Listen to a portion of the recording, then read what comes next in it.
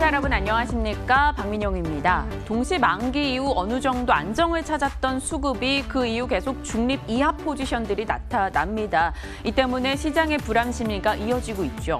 여기에 금리가 오르면 오르는 대로 걱정, 내리면 내리는 대로 걱정, 시장에서는 하락을 이유 찾기에 바쁜 느낌입니다. 그래도 오후장 들면서 코스피 낙폭을 조금 줄이는 흐름이 나타나고 있는데요. 어떻게 진행이 되고 있는지 시장 흐름 지금부터 이 시간 통해 함께 점검하시죠. 자, 오늘 박앵커의 퇴근 전 어떤 이슈일까요? 많은 분들이 이 이슈 키워드 궁금해하실 것 같아서 제가 또 준비했습니다. 열어보시죠. 박앵커의 일상에 늘 함께하고 있는 것. 이게 바로 제가 육아휴직 기간의 사진인데요. 제가 아기에게 분유를 주고 나서 열심히 째려보고 있는 게 있습니다. 이 시선 끝으로 가면요. 바로 스마트폰 혹은 아이패드와 같은 이런 것들을 통해서 볼 수 있는 그것이 자리하고 있습니다. 어떤 내용인지 눈치 빠른 분들은 다들 체크하셨을 것 같아요. 잠시 후에 이 이슈들 들여다보면서 키워드 나눠보도록 하겠습니다. 자, 지금 이 시각 현재 시장 상황 어떻게 진행이 되고 있는지 시장 분위기부터 확인하시죠.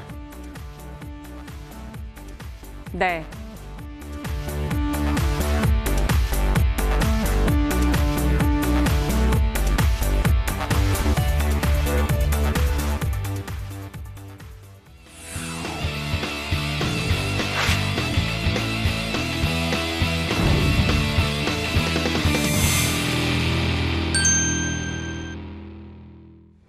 코스피가 또다시 3,000선 이하의 움직임 나타내고 있습니다. 경제 정상화, 이에 대한 걱정이 또 생겼습니다. 경제활동 정상화 낙관론이 퇴색되며 하락했는데요. 유럽권에서 코로나 변이 바이러스 확산으로 인해서 코로나 재확산 두려움이 퍼져나갔습니다. 각 유럽 국가에서는 락다운 이슈가 다시 전달이 되고 그로 인한 부담감이 우리 증시, 글로벌 증시에 함께 나타나고 있습니다. 여기에 중국 상해종합지수도 1% 이상 밀리면서 부담을 같이 느끼고 있죠. 오늘 장중에 회복하려는 움직임도 있었는데요. 3,006포인트 치고 다시 한번 탄력이 둔화됐습니다. 오후장에선 그나마 등락을 반복하고 있고요. 0.35% 약보합권 진행이 되고 있네요. 2,994포인트. 유럽권의 불안감 속에 국제유가 역시나 또 격한 움직임을 나타냈습니다. 6% 이상 급락하기도 했는데요. 금융시장의 변동이 다소 큰 움직임이 보이면서 우리 지수도 함께 영향받고 있습니다. 자, 수급적인 흐름은 어떻게 흘러가고 있을까요? 열어보시죠. 외국인과 기관 동반 매도로 4거래일째 이어지고 있습니다. 외국인이 3월에 얼마나 팔았는가 한번 살펴봤더니요. 1조 5천억 정도 매도를 했더라고요. 기관 측에서는 무려 5조 원을 3월 기간 동안 팔았습니다. 개인 측에서 3월 동안 6조 원을 사줬으나 지수 방어에는 다소 역부족인 움직임이 나타났고요. 수급적으로 그럼 결국 외국인이 지금 시장에 이 중립 이하 포지션으로 수급을 주면서 부담이 되고 있는 그들의 수급은 어디로 향하고 있을까 한번 찾아봤습니다. 오늘 실시간 수급 상황 열어볼까요? 외국인이 금액 기준으로 가장 많이 사고 있는 혹은 팔고 있는 2시 기준의 종목입니다. 오늘 외국인이 많이 산 쪽에서는 삼성, SDI, 아모레퍼시픽, 하나금융지주, KB금융 등의 종목이 보였고요.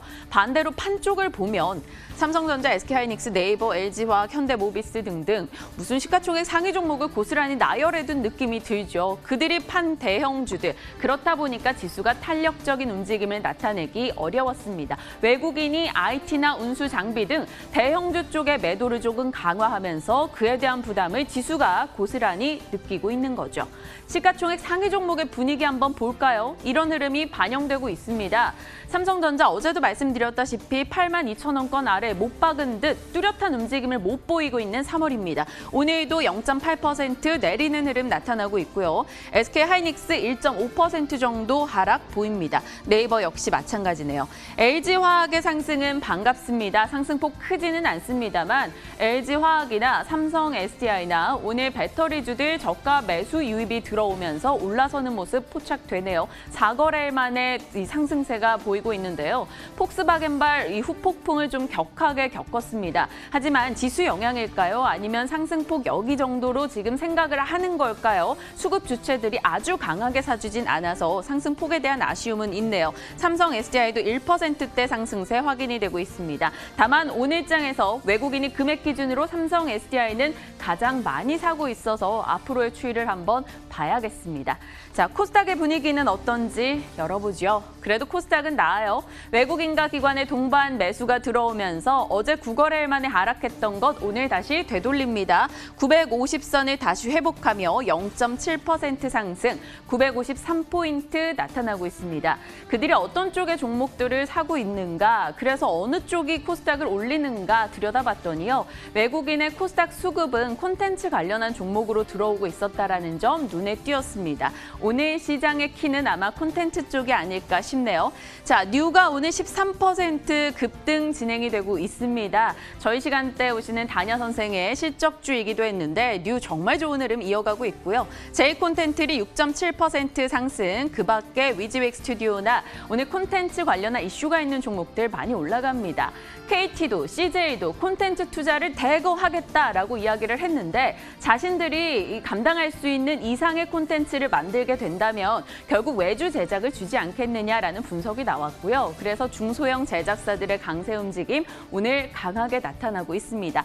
큰 기류에서 봐도 콘텐츠에 대한 기대는 계속 올라가고 있는 요즘이죠. 그리고 다음 특징주 한번 볼까요? 골프존입니다. 얼마 전에 7만 원 넘어설 때 저희 시간대 상승 특징주로 이야기를 했었었죠. 그랬는데 어느새 9만 원을 또 넘기고 있습니다. 오늘 12% 급등이 나오고 있네요.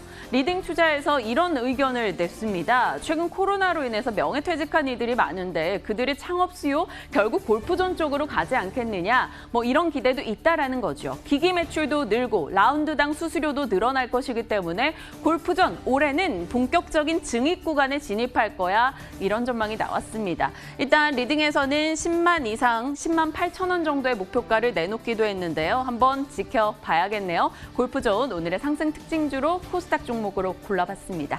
자, 이렇게 특징주 봤고요. 이슈 열어보죠. 앞서 박앵커가 봤던 그것은 바로 OTT 넷플릭스를 보고 있었습니다. 오늘 그에 대한 이야기 나눠볼 건데요.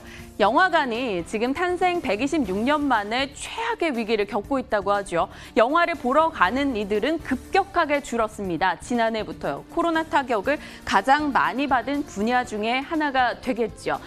영화 제작사들은요. 일단 영화관에서 개봉을 시켜봤자 돈이 되지 않으니 하나 둘 영화관을 떠나고 있습니다. 그들이 새롭게 둥지를 틀고 있는 곳이 바로 OTT가 되겠는데요. 이 OTT 하는데 도대체 OTT가 뭐냐 하시는 분들 계실 것 같아서 오늘 그에 대한 이야기 준비해봤습니다. 열어보시죠. OTT는 over the top 인데 이 탑이 바로 셋톱박스를 의미합니다. 우리 차근차근 한번 해볼게요.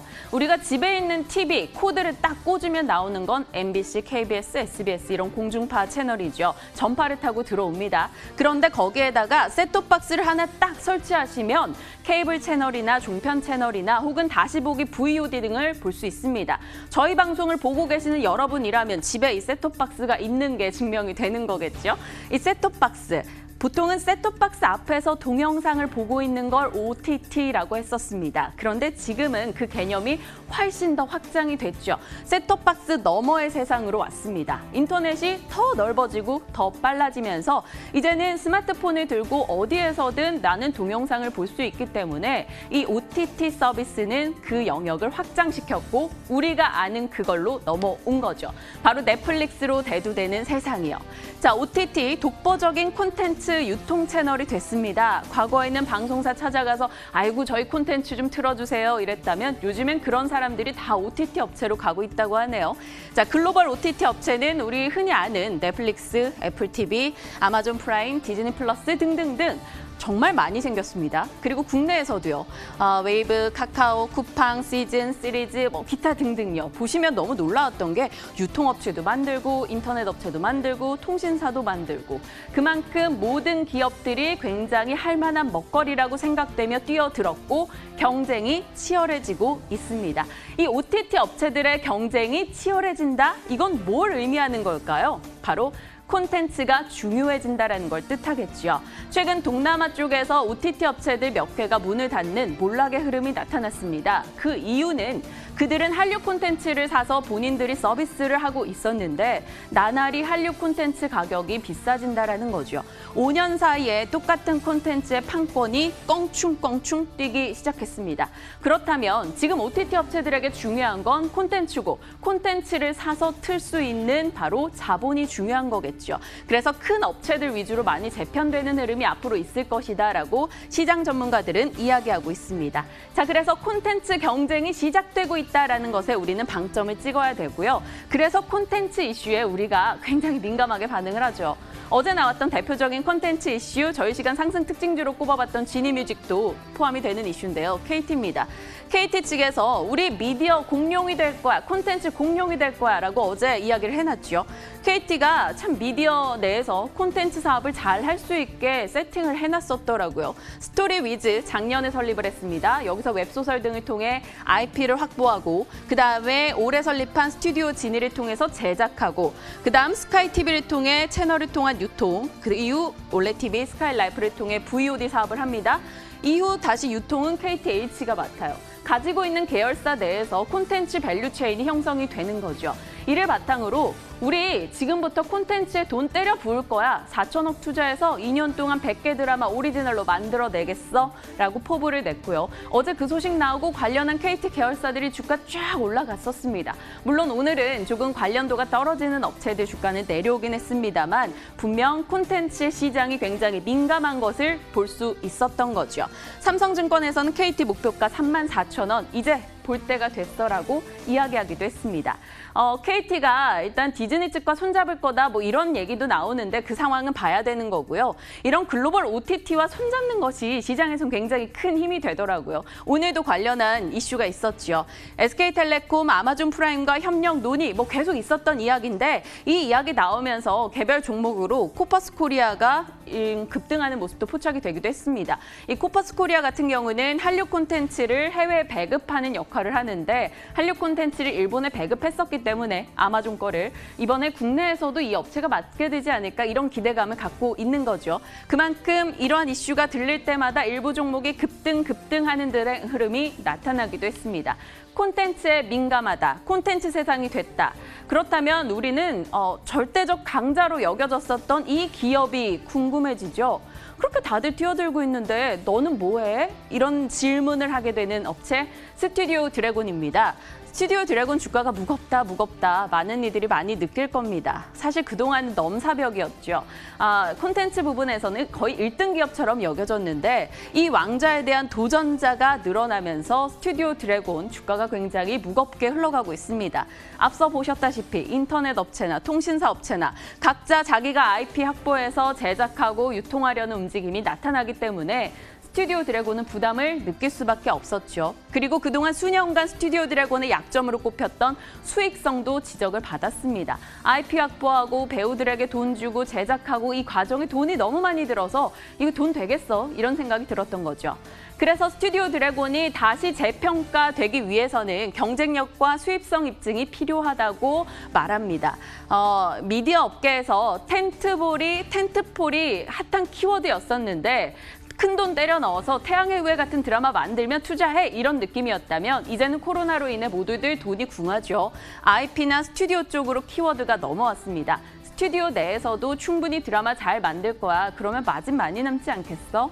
지금 실질적으로 스튜디오 드래곤이 이번에 냈던 드라마들 빈센조를 제외하고 모두 다 스튜디오 드라마였습니다. 그런데도 수익이 괜찮았기 때문에 앞으로 실적 나아질 거야 기대가 있고요. IP 같은 경우는 네이버와 협업하면서 IP 확보 충분히 유리한 입지를 다졌어라는 평가가 나오고 있습니다.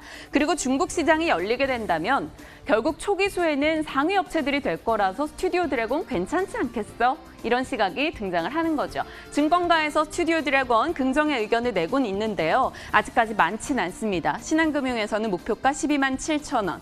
과연 이렇게 흘러갈 수 있을까 궁금해서 저도 카톡을 보내봤습니다. 자, OTT 종목이나 스튜디오 드래곤에 대해서 투자 의견 있으세요? 라고 이창환 차장께 연락을 드려봤더니 대장주는 A스토리, 트레이딩 관점에선 덱스터 봐야 됩니다. 라고 의견을 주셨어요. 스튜디오 드래곤은 추세는 못 돌렸지만 1분기 실적 기대에 있어서 가격적으로는 괜찮아요. 다만 무거워요. 라고 하셨어요. 근데 이분은 제가 관심 있는 쪽은 사실 OTT나 콘텐츠 아니고요. 소비주 보고 있어요. 라고 의견을 주셨어요. 그래서 소비주요? 라는 생각이 들었지만 저는 그래도 앞서 저의 대본에 있었던 대로 KT는요, 콘텐츠 쪽은요, 다시 집요하게 물어봤습니다. KT, 수급 이슈 다 좋은데 눌리면 들어가야 되죠. 그리고 소비주 휠라홀딩스가 지금은 좋아요. 기승전 소비주 이야기를 하셨습니다. 제가 콘텐츠에 대한 집요한 질문을 드려도 무조건 소비주 그리고 휠라홀딩스를 얘기하셨는데 앞으로 휠라홀딩스 어떻게 진행되는지 한번 보고 또 이창환 차장과 대화를 이어가야겠네요. 오늘은 OTT에 대한 이야기 나눠봤고요. 그 안에 기업들의 분위기 파악해봤습니다. 박앵커의 퇴근 전이었습니다.